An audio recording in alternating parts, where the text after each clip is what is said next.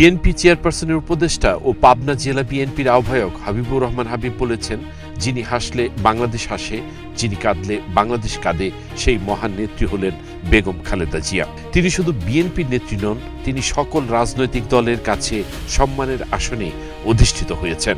10 December বুধবার দুপুরে পাবনার ঈশ্বরদী উপজেলার বাঁশেরবাদা ডিগ্রি কলেজের একাদশ শ্রেণীর নবীনবরণ অনুষ্ঠানে প্রধান অতিথির বক্তব্যে তিনি এসব কথা বলেন। হাবিবুর রহমান হাবিব বলেন, আমাদের পার্শ্ববর্তী দেশ ভারতের মোদী সরকার একেবারে বিএনপির বিপক্ষে অবস্থান নিয়েছে। তারপরও তারা বেগম খালেদা জিয়ার সুস্থতার জন্য সহযোগিতার আশ্বাস দিয়েছে। জীবন অবাক না করলে কে করবে? 28% মিল্ক ফ্যাটের অবাক করার সাথে ফ্রেশ মিল্ক পাউডার। জীবন অবাক করুক প্রতিদিন। যিনি হাসলে বাংলাদেশ হাসে, যিনি কাঁদলে বাংলাদেশ কাঁদে, সেই মহান নেত্রী দেশনেত্রী বেগম খালেদা জিয়া। আজকে শুধু উনি বিএনপি নেত্রী নন, উনি সারা বাংলাদেশের সমস্ত রাজনৈতিক দলের নেতাদের কাছে অত্যন্ত সম্মানের আসনে অধিষ্ঠিত হয়েছেন। শুধু বাংলাদেশ না, সারা পৃথিবীর বিভিন্ন দেশের রাষ্ট্রপ্রধান, সরকার প্রধান, তারাও দেশটির বেগম খালেদা জিয়ার এই অসুস্থতার তারা উদ্বিগ্ন। আমাদের পার্শ্বদের ভারত বর্তমান সরকারকে কোনোভাবেই সহযোগিতা করে না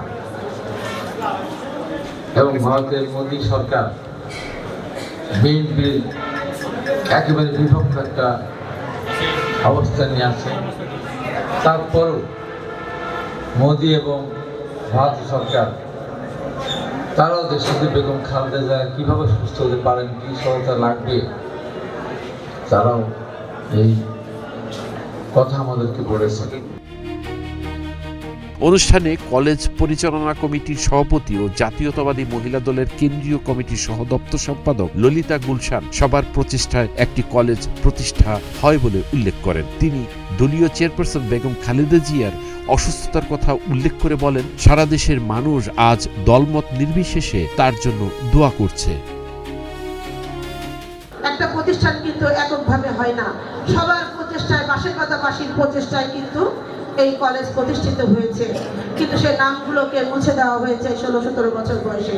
কিন্তু আমি তার নাতনি, আমি তো ফিরে এসেছি, আমাকে ফিরিয়ে দিয়েছে সম্মান আমাদের হাবিবুর রহমান হাবিব ভাই। যখন আমি তার কাছে যাই তখন তিনি বলেছিলেন, মিতা, তোমার তো বয়স কম, এত বড় বড় শিক্ষক অধ্যাপক মন্ডলী, তুমি কি এই কলেজের সভাপতিত্ব করতে পারবে? আমি বলেছিলাম, ভাই 25-26 বছর বয়সের যদি উপদেষ্টা হয় তাহলে আমি কেন পারবো না, একবার দিয়ে দেখেন না। বারবার অনুরোধ করেছি, পরে আবার বলেছে, তুমি পারবে তো? আমি আপনি দিয়ে দেখেনি না, একবার পারি কিনা দেখেন। তো তারপরে উনি রাজি হয়ে ফোন করেছেন বিগত দিনে যিনি ছিলেন, যে হ্যাঁ ওকে দিয়ে দেখেন ও পারি কিনা। তো আমি জানি না আজও পেরেছি কিনা, উনি বলবেন আজকে আমি পেরেছি কিনা। তো মনে মতো অনেক কিছু করতে পারিনি আজকে, সময় স্বল্পতা। তবে আগামী দিনে আমি কলেজের মাঠে প্রোগ্রামটা করব। এখন ছোট আকারে আমাদের দেশনেত্রী বেগম খালেদা জিয়া এভার কেয়ার হসপিটালে অসুস্থ অবস্থায় আছেন, সারা দেশবাসী কান্না করছে, তার জন্য দোয়া মাহফিল হচ্ছে সমস্ত জায়গায় দল মত নির্বিশেষে। অনুষ্ঠানে বিশেষ অতিথি হিসেবে আরও উপস্থিত ছিলেন উপজেলা বিএনপির সাবেক সদস্য সচিব আজমল হোসেন সুজন, দাপুনিয়া ইউপি চেয়ারম্যান ওমর ফারুক, কলেজের অধ্যক্ষ আমিরুল ইসলামের সভাপতিত্বে ও সহকারী অধ্যাপক শরীফুল ইসলাম সুইটের সঞ্চালনায় প্রধান আলোচক ছিলেন উপজেলা বিএনপির সাবেক আহ্বায়ক জিয়াউল ইসলাম সন্টু সর্দার।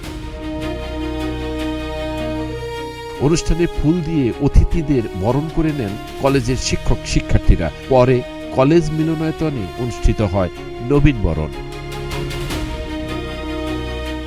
আল মাসুদ নয়ন, নাগরিক প্রতিদিন।